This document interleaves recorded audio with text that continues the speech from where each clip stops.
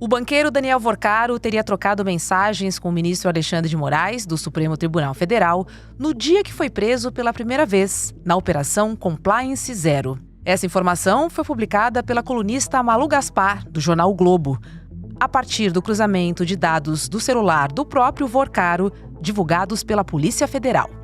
Alexandre de Moraes nega a conversa.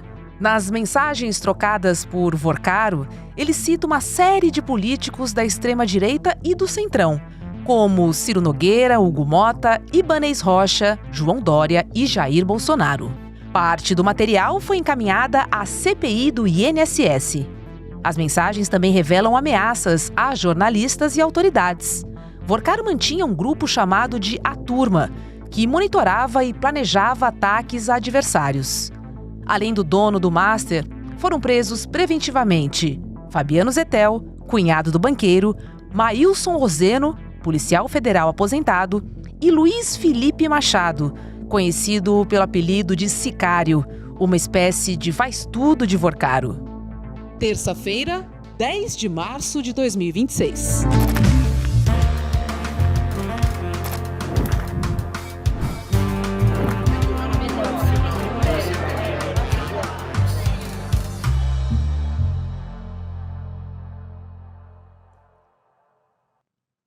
Olá, seja muito bem-vindo, seja bem-vinda. Eu sou a Roberta Garcia e este é o Videocast em Detalhes. Aqui sempre com um convidado ou uma convidada, nós vamos fazer uma análise de uma temática do nosso dia a dia. Hoje eu recebo a nossa colega aqui do ICL, jornalista e escritora, Juliana Dalpiva. Oi, Ju, seja muito bem-vinda ao Em Detalhes. É um prazer te receber aqui também. Oi, Roberta, um olá aqui para todo mundo que acompanha o Em Detalhes. Então, um tempinho que eu não apareço aqui, é sempre um prazer estar nesse programa. Muitas notícias pipocando, né, Ju? Muito trabalho para você também. Mas vamos lá. As mensagens extraídas do celular do Daniel Vorcaro e apreendidas, na Operação Compliance Zero, indicariam contato dele com o ministro Alexandre de Moraes. Isso no dia da prisão. Agora, mesmo com a negativa do ministro, o que esse tipo de registro significa do ponto de vista probatório, hein? Qual a sua análise dessa relação entre os dois, que a gente ainda está conhecendo? Roberta, eu acho que esse é um ponto que não estava sendo tocado pelas investigações do caso Master, né? A PGR mais de uma vez afirmou que não vê motivos para o ministro ser investigado, a Polícia Federal também. Ao mesmo tempo em que a gente ainda está falando numa esfera de imoralidade. A gente está falando até esse momento do que veio à tona do ponto de vista das mensagens, até do próprio contrato da Viviane Barsi, a mulher do ministro, com o Master. A gente ainda não tem um elemento precisamente criminal, ou seja, algum crime que a gente possa imputar ali, tanto ao escritório da Viviane Barsi, ela, ou mesmo ao ministro Alexandre de Moraes. O que está colocado, eu acho, que é o grande problema dessa situação? O ministro Alexandre de Moraes liderou uma série de casos extremamente importantes nos últimos anos. Um deles, vocês cansaram de me ouvir aqui falar, é justamente o julgamento da trama golpista. Então, o ministro Alexandre de Moraes está há muito tempo na mira de toda a extrema-direita, mas não só. Tem muita gente interessada em criticar o ministro Alexandre de Moraes. E acho que o que eu vejo pela primeira vez é uma substância para essa crítica.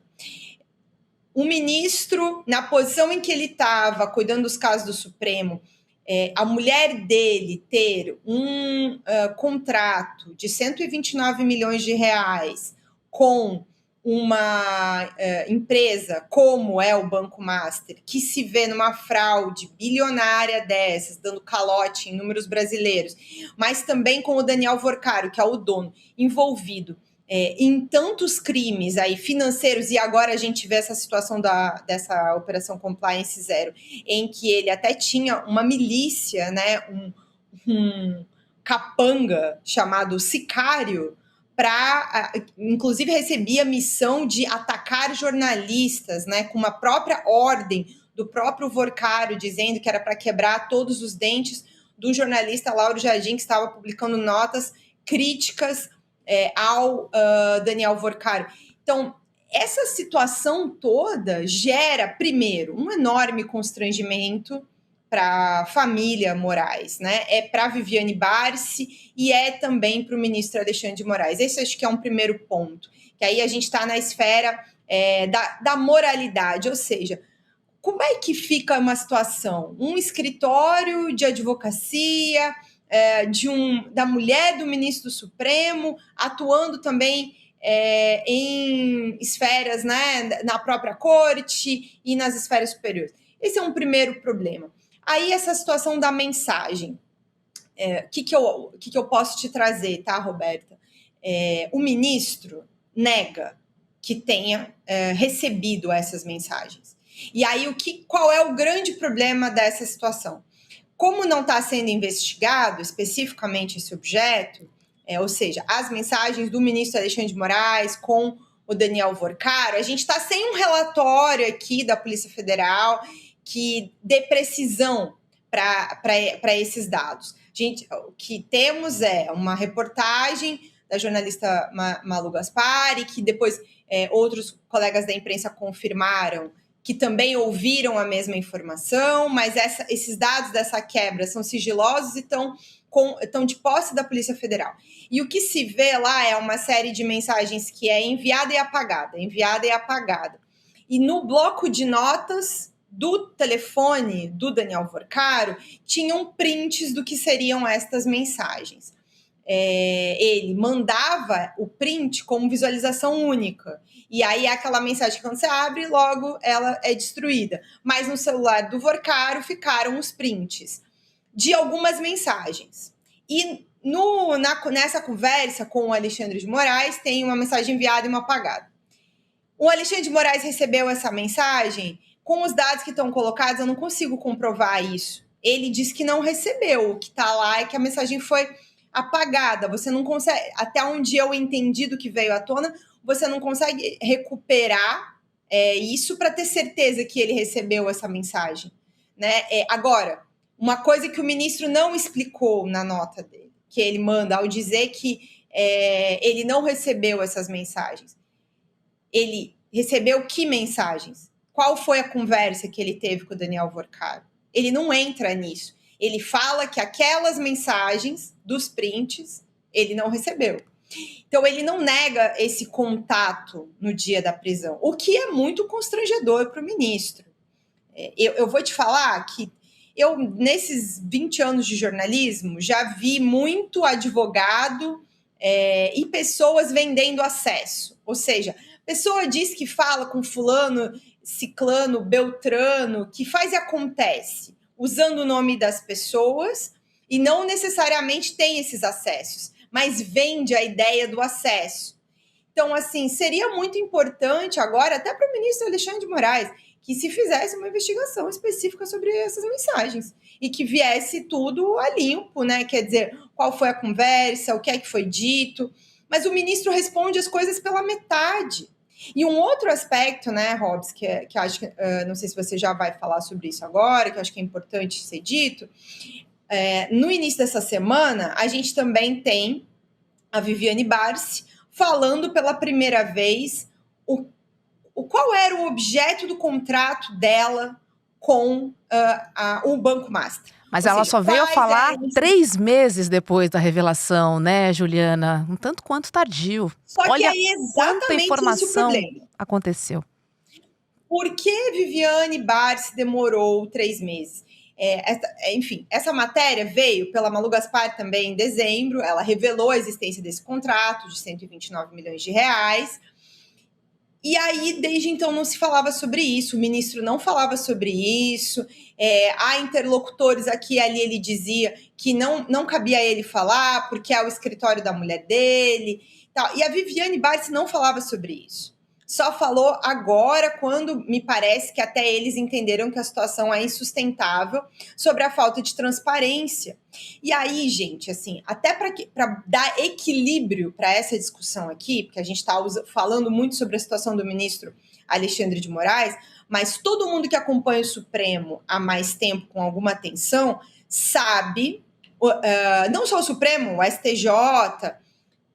É constrangedora a quantidade de filhos de ministros, parentes de ministros, que têm, tanto do STJ quanto do STF, escritórios de advocacia que atuam tanto no STJ quanto no STF. Então, essa é uma situação que não é só sobre o Alexandre de Moraes. Vários ministros têm parentes que atuam em escritórios de advocacia, são donos de escritórios de advocacia e que atuam nas cortes superiores. E essa discussão ela é tardia sobre os limites de como isso deveria se dar. A gente fica aqui acreditando na boa-fé das pessoas, de que elas vão saber fazer as separações de interesse e de lobby e tudo mais, e não farão coisas não republicanas, mas há muito tempo há um constrangimento muito grande, e falava-se sobre isso abertamente. E, inclusive, quando tem, Hobbs, discussão sobre indicações de vagas, não só no Supremo, mas indicações de vagas no STJ, de vagas de desembargadores em tribunais regionais. Tem uma pressão ali, inclusive, às vezes, para colocar filhos de ministros nessas vagas.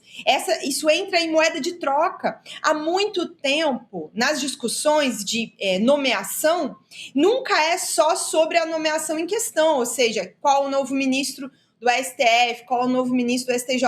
Entra todo esse rol de indicações que é poder. O que está em discussão quando se coloca alguém dentro de uma corte do tamanho do Supremo Tribunal Federal e do STJ? É muito poder. Torna-se praticamente intocável. A gente não tem história de impeachment de ministro do Supremo Tribunal Federal.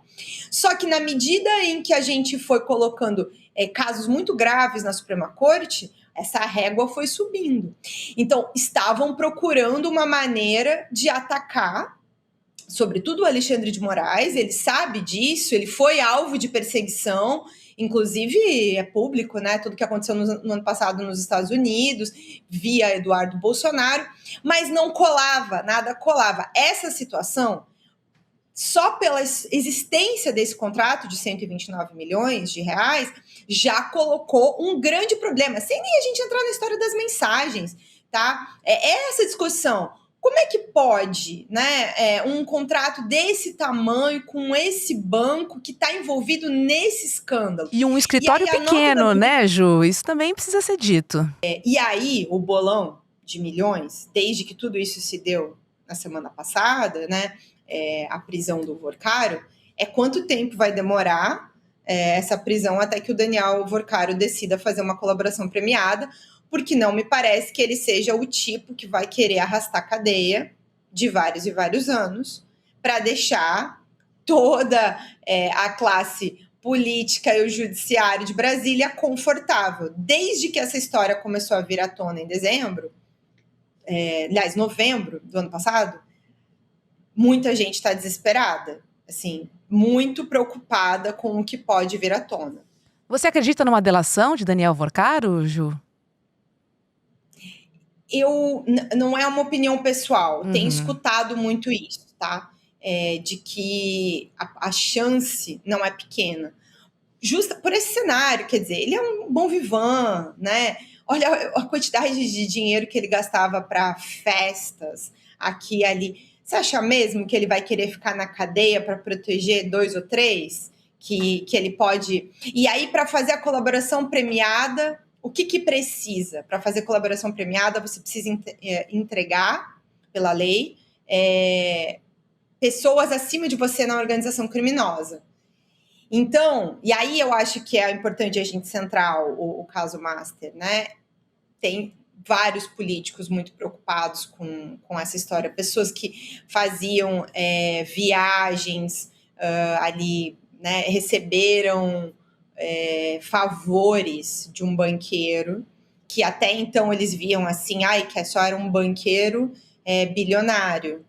E agora eles estão vendo, né, de maneira muito clara e objetiva pública, se é que já não sabiam antes, que ele é, na verdade, um bandido de marca maior, inclusive com capangas capazes de tudo, inclusive de agredir ou até de coisas piores.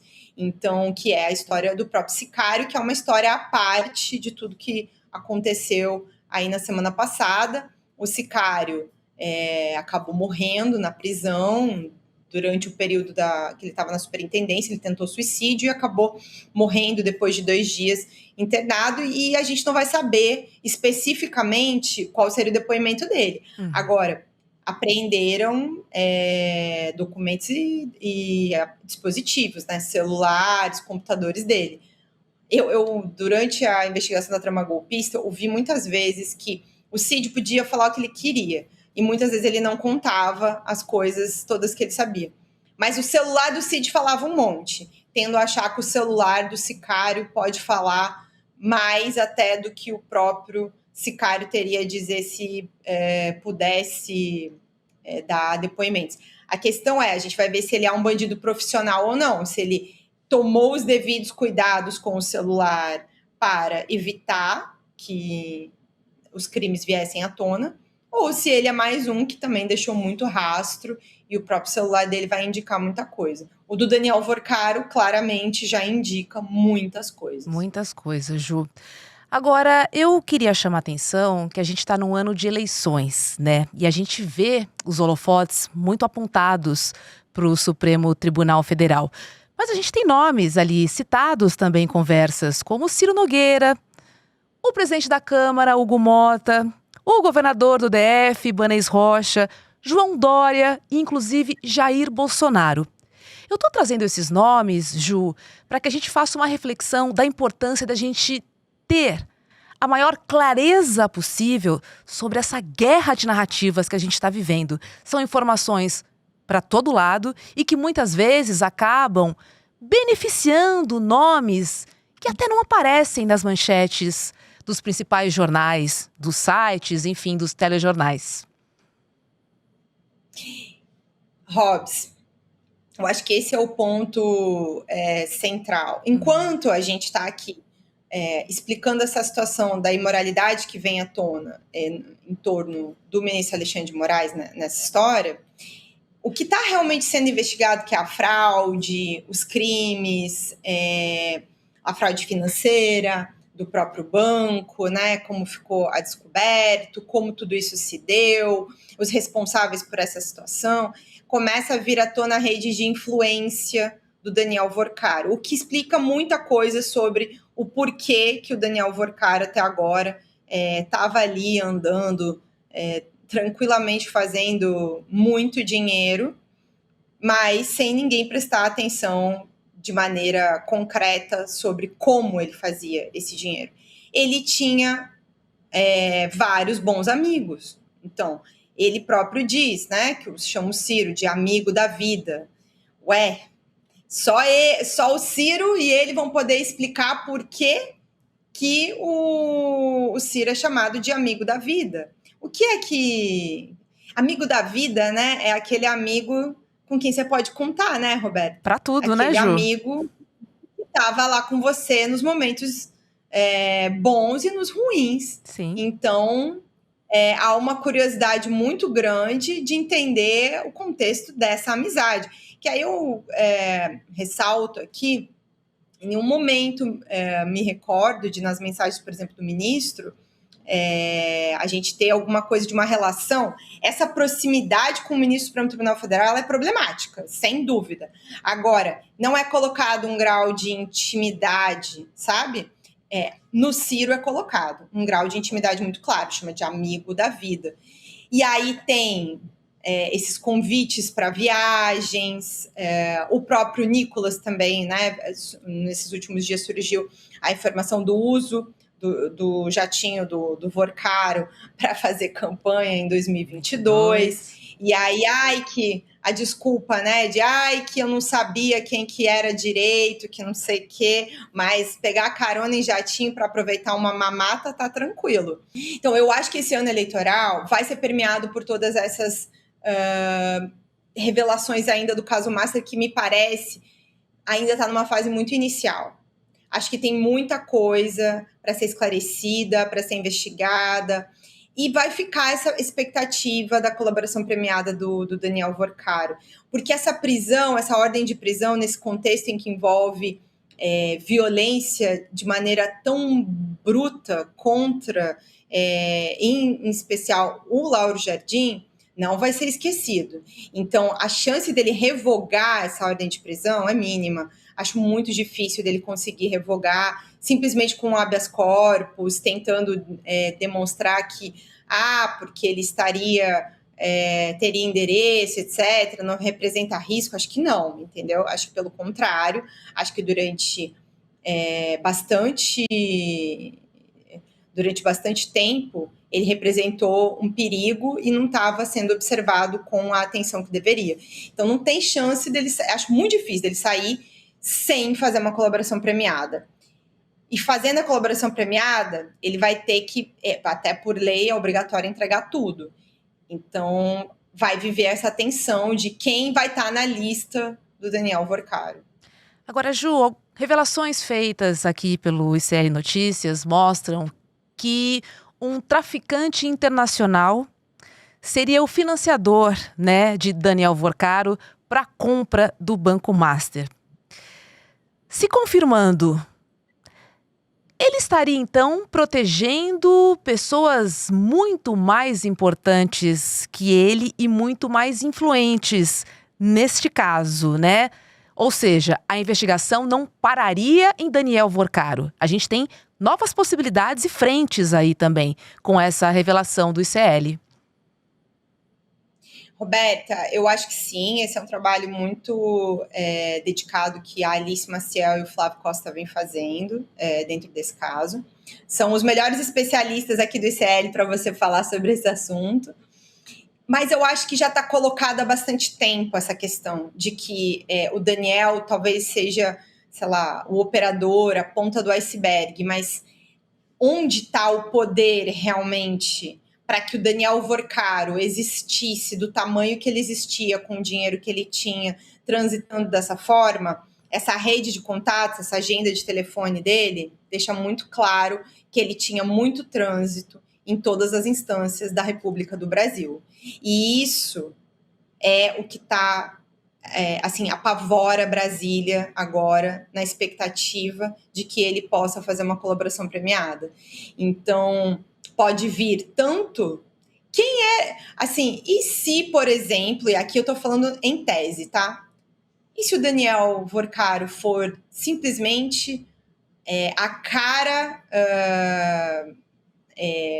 do negócio, mas existia um sócio oculto que ninguém sabia, dentro desse próprio ambiente da política, sabe?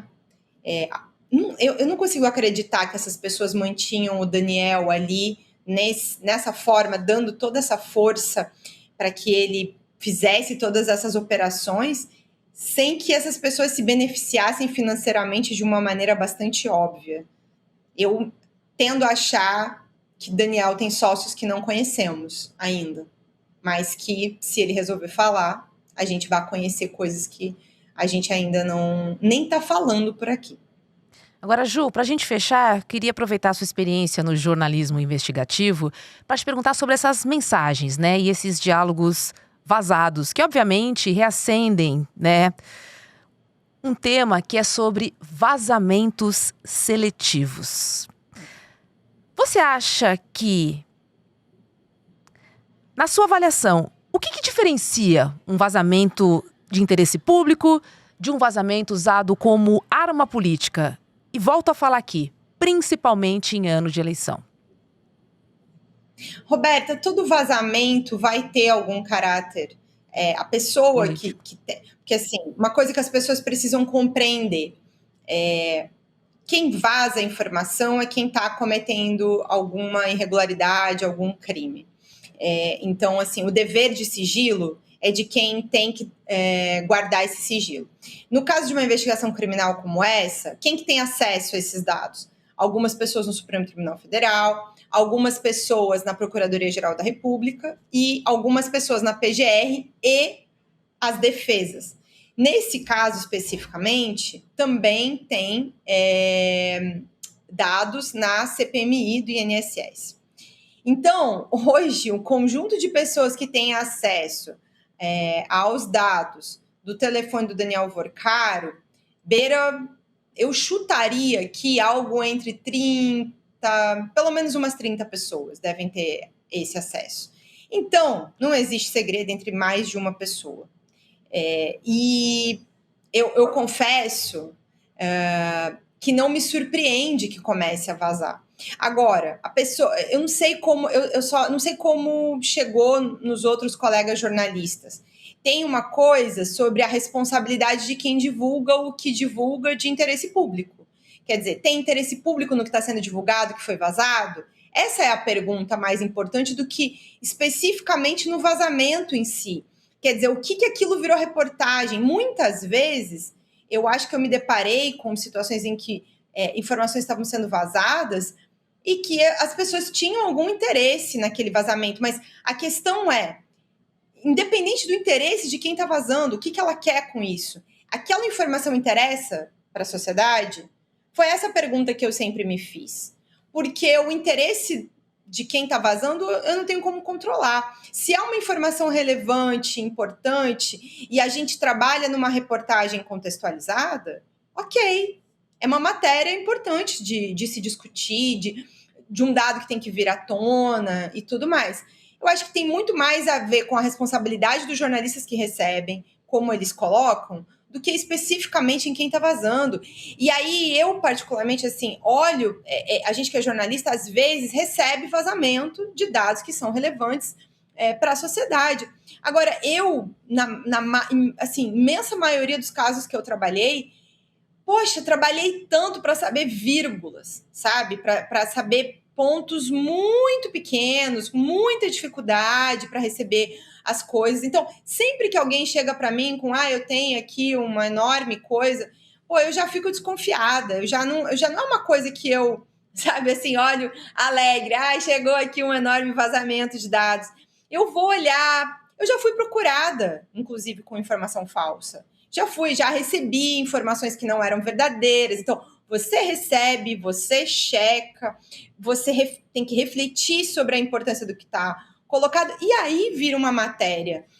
A gente tem que ter muito cuidado, não é necessariamente nós que somos jornalistas com vazamento, a gente tem que ter cuidado em como a gente publica essas matérias, o que a gente está sendo colocado. É aí que se dá o uso do jornalista. Então, eu presto atenção nisso, sabe? Tanto quando a fonte me procura, quanto... mas espera aí, isso aqui interessa para quê? Né? Quer dizer, as pessoas precisam saber? É por aí a resposta para tentar lidar com essa tentativa de ficar manipulando as conversas para um lado ou para o outro.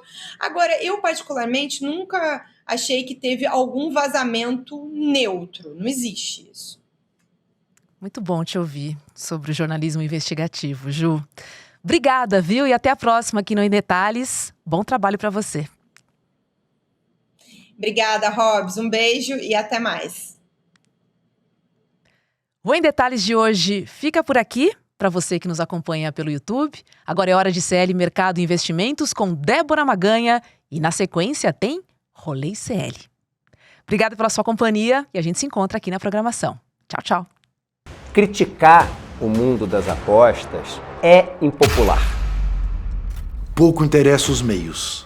Interessam apenas os fins. E os fins são muito lucrativos nesta indústria. O sonho, o desejo, a possibilidade de você encontrar um atalho para enriquecer, que não existe. Algumas fazem propaganda enganosa e chegam a usar desde influenciadores suspeitos de faturar em cima do prejuízo dos fãs até crianças de 6 anos. Inteira, várias gerações vão perder o interesse no esporte porque ninguém quer assistir uma competição que você saiba o resultado previamente. Precisa existir uma regulação muito forte em cima disso. Eu entrei em depressão por conta do jogo. No meu caso, eu perdia 30 salários por mês. Mas quando eu perdia, aí onde eu queria cometer suicídio, onde eu queria me matar. Eu sou filha de alguém que era viciado em corrida de cavalo. Não tem nada de bom que venha disso. Elas são vítimas que não denunciam, elas são vítimas que se calam. Poxa, mas esse discurso não é um discurso muito moralista? Não, é um discurso de alerta. E pode ter certeza, neste exato momento em que você assiste a este documentário, tem alguém perdendo muito dinheiro com as bets. A bola sempre ganha. Sempre. Todos os dias, as principais notícias do Brasil e do mundo direto no seu WhatsApp, com informação de qualidade e sem fake news. Escaneie agora o QR Code e entre para o canal do ICL Notícias. Informação que importa onde você estiver.